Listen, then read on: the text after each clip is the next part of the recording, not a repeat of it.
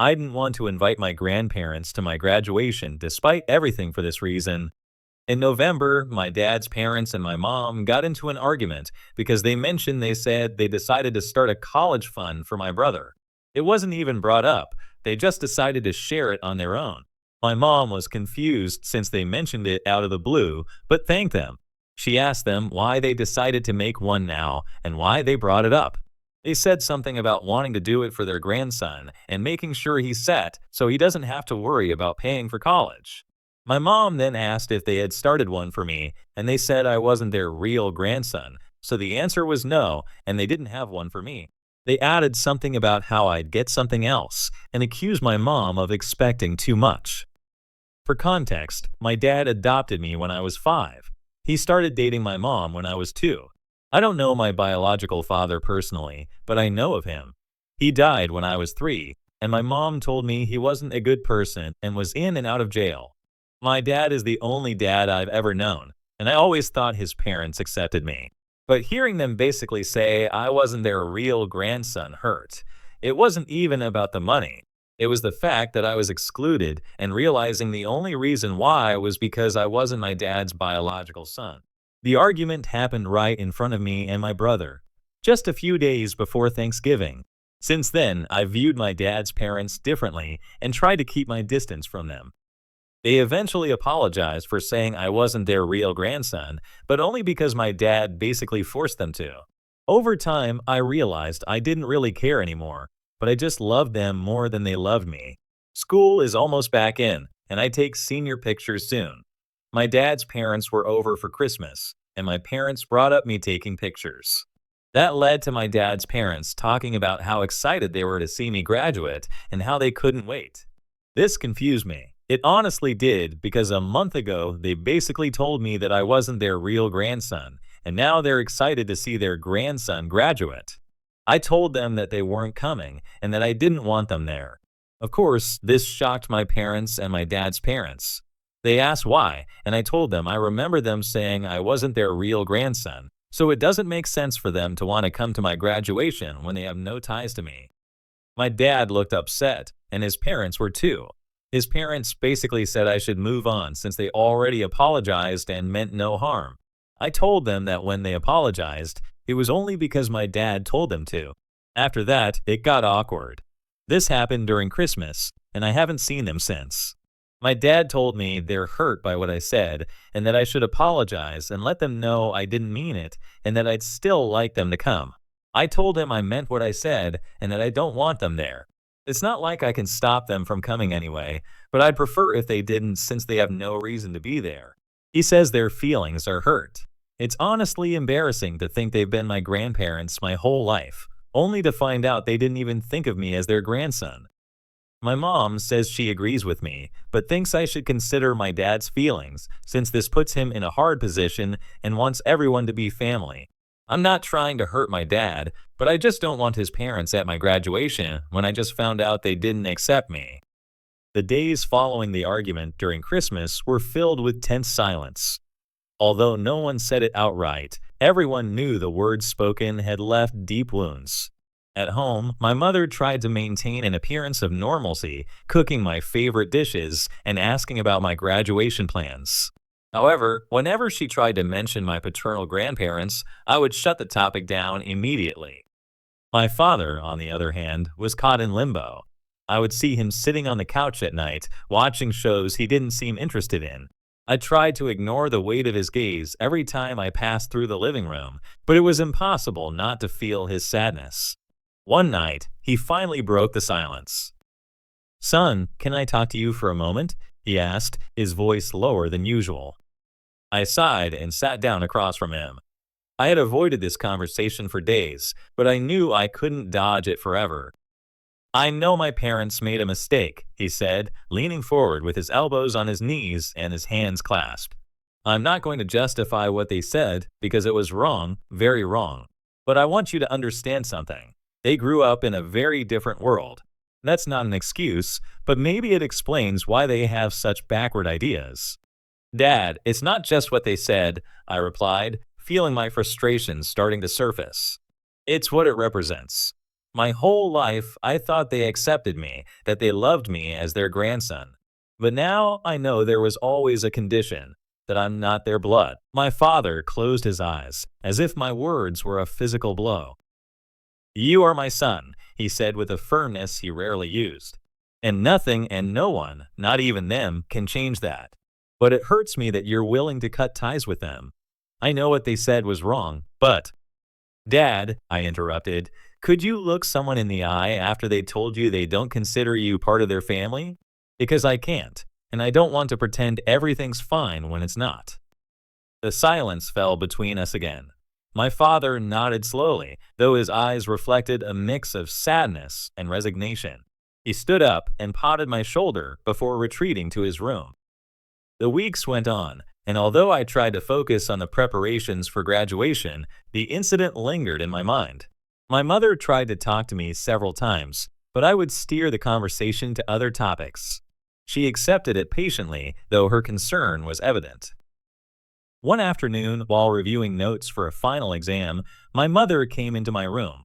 She was holding a photo album in her hands. Without saying a word, she sat next to me and opened it. I want to show you something, she said softly. She flipped through the pages until she reached a photo of my 5th birthday. I was surrounded by balloons and gifts, my face beaming with a smile too big to contain. Next to me were my paternal grandparents, holding the birthday cake. That day, your grandparents spent hours preparing the cake with you. They didn't know anything about baking, but they wanted you to have the best birthday possible. Do you remember how you insisted the cake had to have marzipan dinosaurs? I nodded, vaguely recalling the day. I couldn't deny there were good memories with them, but now everything felt tainted by their recent words. I know what they said hurt you, and you have every right to feel that way, my mother continued. But I also want you to remember that people are not just their mistakes. Your grandparents have been imperfect, yes, but they've also been a part of your life in many ways. Her voice broke slightly, and I realized this wasn't just affecting me. My mom was also dealing with her own pain and disappointment. Whatever you decide, I'll support you, she said finally. I just want you to make a decision from love, not from anger or pain. That night, I couldn't sleep. My mother's words echoed in my mind. I knew she was right, but I also felt that accepting my grandparents again would be like betraying my own feelings. A few days later, my paternal grandfather sent me a message. It was brief and direct. We would like to talk to you if you're willing. We want to explain some things. We'll understand if you say no. I read the message several times before responding with a simple okay. We arranged to meet at a nearby cafe, away from home and the family tension. I arrived with my heart pounding. My grandparents were already there when I arrived. My grandmother's eyes were red, as if she'd been crying. My grandfather stood as I approached and extended his hand, but I didn't take it. I sat across from them and waited. First of all, we want to apologize again, my grandfather began. Not because someone asked us to, but because we realized we made a terrible mistake. There's no excuse for what we said. My grandmother nodded, her voice trembling. We're not good at expressing how we feel, but we want you to know that we've always loved you. We were foolish to let something as insignificant as biology affect what truly matters. As they spoke, I felt something inside me begin to change. It wasn't immediate forgiveness, but it was a small ray of understanding. I knew this meeting wouldn't fix everything, but I also knew it was a step forward. After the meeting with my grandparents, I found myself replaying their words over and over in my head. Despite their apologies, something inside me still hesitated to trust them fully. Trust, once broken, is not easily repaired. Yet their genuine attempt to mend things left a crack in the wall I'd built around my feelings. The next few days were quiet, but introspective. My father's subtle glances had shifted to ones of cautious hope. My mother, ever the silent observer, gave me space to process everything. I decided to focus on school, throwing myself into preparing for final exams and senior projects. However, no matter how much I tried to distract myself, the conflict lingered in the back of my mind. One evening, as I was organizing my graduation announcements, I came across an old family photo. It was from a summer picnic years ago. My grandparents were sitting on a blanket, laughing as they helped my younger brother and me build a sandcastle. My chest tightened as I stared at the image. How could the same people who shared those joyful moments be the ones to dismiss me as not real family? That night, I dreamed of that picnic. The warm sun, the sound of waves, and the carefree laughter all felt so real. When I woke up, my heart ached, but the dream had also stirred something else, a faint longing to reclaim those happy times. The longing wasn't just about the moments, but also about the sense of belonging that now felt fragile. The next morning, I decided to write in my journal, something I hadn't done in years. As I poured out my thoughts, I realized how much of my frustration stemmed from feeling unseen, like an outsider in my own family. I wrote about my fears that their acceptance now was just an act, fears that I would always be second best to my brother in their eyes. By the time I finished, I felt a little lighter, as though the act of putting my thoughts on paper had given me clarity. A week later, my grandparents invited my brother and me to their house for dinner. They didn't extend the invitation to my parents, likely to avoid adding tension to an already delicate situation. I debated whether to go, but ultimately decided that avoiding them forever wasn't a solution. My brother, ever the peacemaker, encouraged me to attend, reminding me that relationships take effort from all sides. When we arrived, the atmosphere was awkward at first. My grandmother busied herself in the kitchen, while my grandfather tried to engage my brother in small talk. I sat quietly at the table, unsure of how to act. Finally, as we began eating, my grandmother broke the silence. "We've been thinking a lot about what we said and how it hurts you," she began, her voice trembling slightly. "We've also been thinking about ways to show you that our love isn't conditional." My grandfather nodded. "We've started making changes to our will," he said, his tone serious. "Not because we think money can fix this, but because we want you to know that we see you as part of this family in every way that matters." I was stunned. The gesture was unexpected, and it took me a moment to process it. They continued, explaining how they had been reflecting on their past behavior, acknowledging moments they might have unconsciously favored my brother. Their candor surprised me, and though it didn't erase the pain, it planted a seed of hope. "It's not about money for me," I said finally. "It never was. I just wanted to feel like I belonged, like I wasn't different from my brother in your eyes." "We understand that now," my grandmother said softly, "and we're sorry it took us so long to realize how wrong we were." The rest of the evening was a mix of heartfelt conversation and tentative attempts at normalcy. By the time we left, I felt lighter, though not entirely free of doubt. My brother and I talked on the drive home, and for the first time, he shared his perspective on the situation. "I always thought you were stronger than me," he admitted. "You've had to face things I never did. I think that's why this hit you so hard." His words stayed with me long after we got home. As graduation approached, I faced another decision, whether or not to invite my grandparents. Part of me still hesitated, but another part recognized that they were genuinely trying to make amends. I sought advice from my parents, but they left the decision to me. My mom, in particular, emphasized the importance of making a choice I wouldn't regret. The night before my graduation, I finally made up my mind. I called my grandparents and told them they were welcome to attend. Their relief was palpable, and though I didn't say it outright, I hope they understood this was a chance, not a guarantee for a fresh start. Graduation day was a whirlwind of emotions. As I walked across the stage, I scanned the audience and spotted my family. My grandparents were there, sitting beside my parents, their faces beaming with pride. For a moment, I felt a sense of unity that had been missing for months. After the ceremony, we gathered for photos. My grandparents approached me cautiously, unsure of how to act. I broke the tension by asking them to join a group photo. Their smiles were genuine, and for the first time in a long while, I felt a glimmer of hope that we could rebuild our relationship. In the weeks that followed, I remained cautious but open. Rebuilding trust would take time, but their actions, not just their words, showed me that they were committed to making things right. It wasn't a perfect resolution, but it was a step toward healing, and for now, that was enough. Over the summer, my grandparents made a point of including me in their plans. They invited me to their lake house, where we spent a weekend fishing and telling stories around the campfire. My grandfather shared tales of his youth, some of which I'd never heard before. My grandmother taught me how to make her famous peach cobbler, an activity that felt oddly therapeutic. One evening at the lake, as we watched the sunset, my grandmother turned to me. "I'm proud of the person you've become," she said, her voice filled with emotion. "I'm sorry it took me so long to see it fully." Her words brought tears to my eyes, and for the first time, I allowed myself to believe that maybe, just maybe, things could truly get better. By the end of the summer, our relationship felt stronger. There were still moments of doubt, but they were outweighed by the progress we'd made. I learned that forgiveness is a process, not a single act, and that rebuilding trust requires effort from all parties.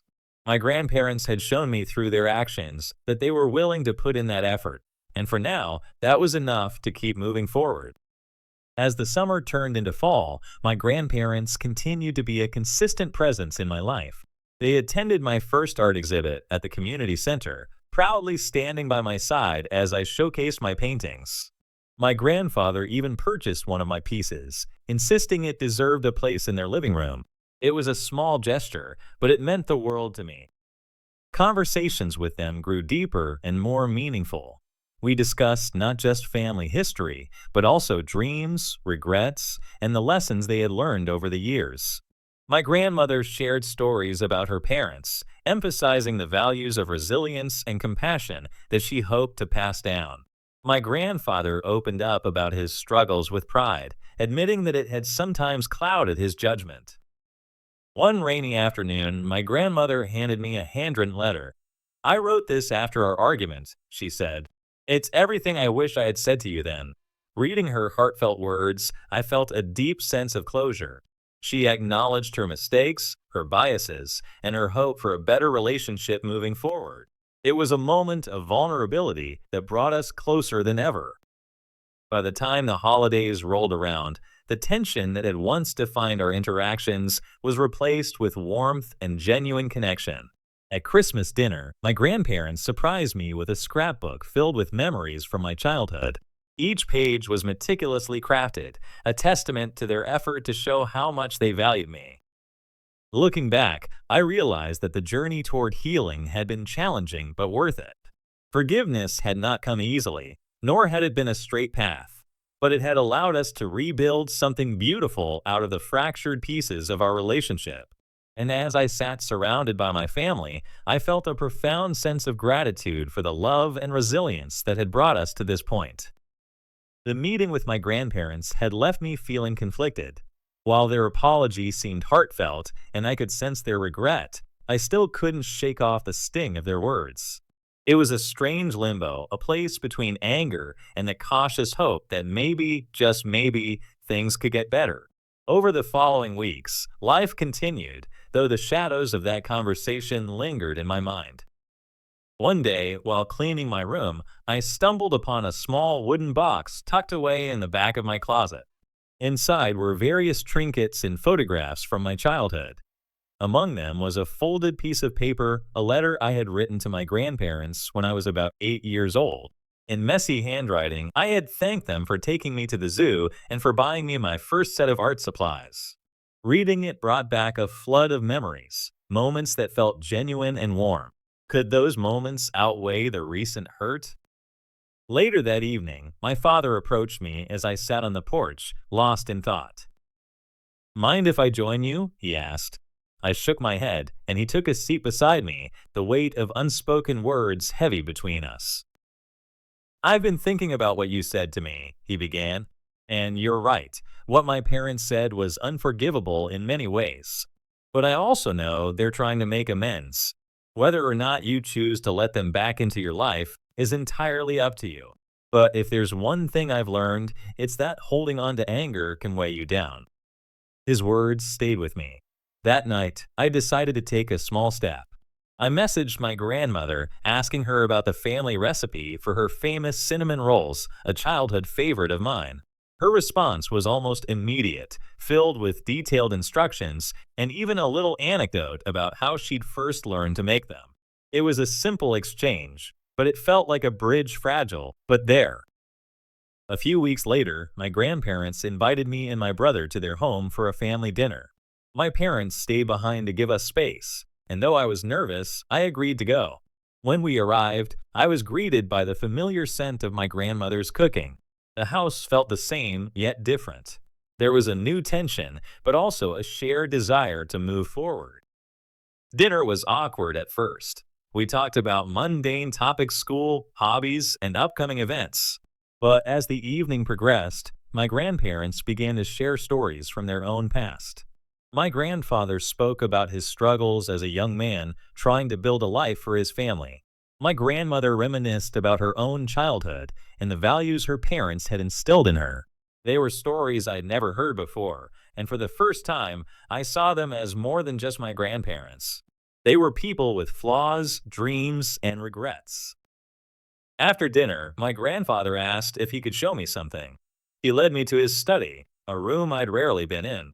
On the desk was a photo album, one I hadn't seen before. As we flipped through its pages, I saw pictures of my brother and me, interspersed with handwritten notes and captions. My grandfather's handwriting detailed moments he'd cherished: our first camping trip, the time we built a birdhouse together, my brother's first baseball game. "We've made mistakes," he said quietly, his voice thick with emotion. "But those mistakes don't erase how much we love you. I know it will take time, but I hope we can prove that to you." His sincerity caught me off guard. For the first time, I felt a flicker of understanding, a realization that while they had hurt me deeply, they were genuinely trying to make things right. As graduation day approached, I found myself reflecting on what forgiveness meant. It wasn't about forgetting or excusing the pain they'd caused, but about deciding whether I was willing to let go of the resentment that had been consuming me. I talked it over with my brother, who'd been my quiet pillar of support throughout this ordeal. "You've always been better at seeing the good in people," he said. "Maybe it's worth giving them another chance, even if it's just a small one." On the morning of my graduation, I made my decision. I called my grandparents and told them they were welcome to come. Their voices were filled with relief and gratitude, and though I still had reservations, I felt a sense of peace knowing I'd extended the olive branch. Graduation day was a whirlwind of emotions. As I walked across the stage to receive my diploma, I saw my family in the crowd. My parents were beaming with pride, and next to them were my grandparents, their faces lit with joy. For a moment, the weight of the past few months lifted, replaced by the simple happiness of the moment. After the ceremony, we gathered for photos. My grandparents approached me cautiously, as if unsure of their place. I smiled and invited them to join the family picture. It wasn't a grand gesture, but it felt like a small, significant step toward healing. In the weeks that followed, we began to rebuild our relationship, one conversation, one shared memory at a time. It wasn't perfect, and there were still moments of doubt and hesitation, but there was also progress, and that was enough for now. Forgiveness, I realized, wasn't a destination, but a journey, one we were all taking together. As the winter months arrived, the quiet progress we had made as a family began to settle into something that felt more like routine. My grandparents and I had reached a tentative peace, one that felt both fragile and resilient. It was as though we were all walking on a glass bridge, aware of its transparency and fragility, but determined to make it to the other side together. One afternoon, I received a surprising phone call from my grandfather. He rarely called, usually leaving communication to my grandmother or my parents. His voice was warm but slightly hesitant, as though he was carefully measuring his words. "I wanted to ask for your help with something," he began. "Your grandmother and I are organizing a family history project. We've been going through old photos, letters, and documents, and we realized we've never properly documented our family story. I was hoping you'd help us put it all together." The request caught me off guard. I had always been curious about our family history, but this was the first time my grandparents had invited me to be part of something so personal. I hesitated for a moment, then agreed, curious about what I might discover. The following weekend, I arrived at their house to find their dining room table covered in an array of old photographs, letters, and keepsakes. My grandmother greeted me with a smile and handed me a cup of tea. "We're so glad you're here," she said. "This project means a lot to us, and we thought it might be a good way to spend time together." We began by sorting through the photos, organizing them by decades. My grandfather shared stories behind each one, his voice filled with nostalgia. There was a picture of him as a young man, standing proudly next to his first car. Another showed my grandmother holding my father as a baby, her face radiant with joy. Each story added a layer of depth to my understanding of who they were before they became grandma and grandpa. As the afternoon turned into evening, my grandmother pulled out a box I hadn't seen before. Inside were letters exchanged between her and my grandfather during his time in the military. She hesitated for a moment before handing them to me. "These are very personal," she said softly, "but I think it's important for you to see how our relationship began. It wasn't always easy, but it's part of our story." Reading their letters was like stepping into a time capsule. They spoke of love, longing, and the challenges of being apart. There was a rawness to their words that made me see them in a new light, not just as my grandparents, but as two people who had fought for their love and their life together. The next day, my grandfather suggested we visit the old family home where he and my grandmother had raised my father. It was now abandoned, the once vibrant garden overgrown, and the paint on the house peeling. But as we walked through the empty rooms, my grandparents' stories brought the house back to life. They pointed out where the Christmas tree had stood every year, the corner where my father had taken his first steps, and the spot in the kitchen where they'd spent countless evenings talking over cups of coffee. "This house holds so many memories," my grandmother said, her voice tinged with both sadness and fondness. "It's where we became a family."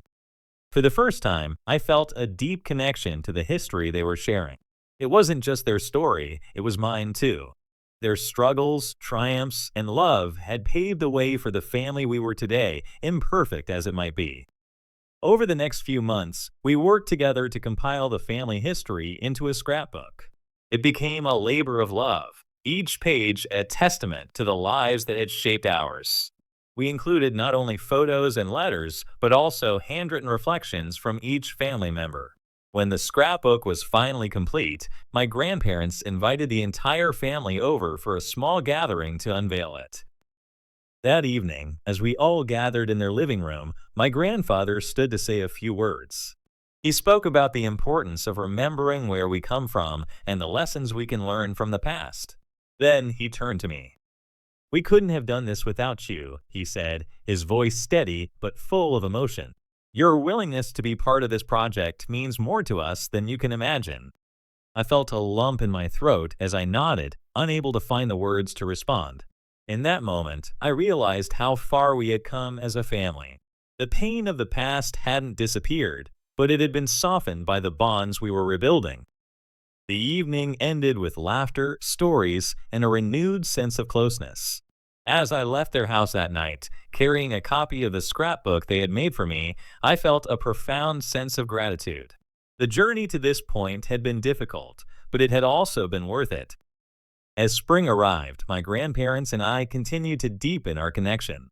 We decided to expand the family history project, this time involving extended family members.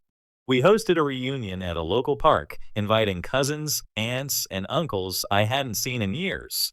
The day was filled with laughter, shared memories, and the warmth of rediscovered bonds. Seeing my grandparents interact with everyone, their joy evident, filled me with a sense of pride for how far we had come. During the reunion, my grandmother pulled me aside. "We've been thinking," she began, "about how much you've grown through all of this. Your strength, your patience, they've taught us so much. We want you to know how much we admire you." Her words left me speechless, but the embrace that followed said everything I couldn't. As the months passed, life settled into a new normal. My grandparents became a constant presence in my life, not out of obligation, but out of a genuine desire to be there. They attended my college send off, surprising me with a heartfelt letter and a photo album they had created. The album chronicled not just the family history we'd compiled, but also the journey we had taken together to rebuild our relationship.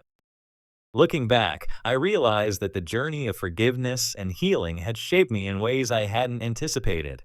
It taught me that relationships are rarely perfect, but they are worth fighting for when love and effort are at the center.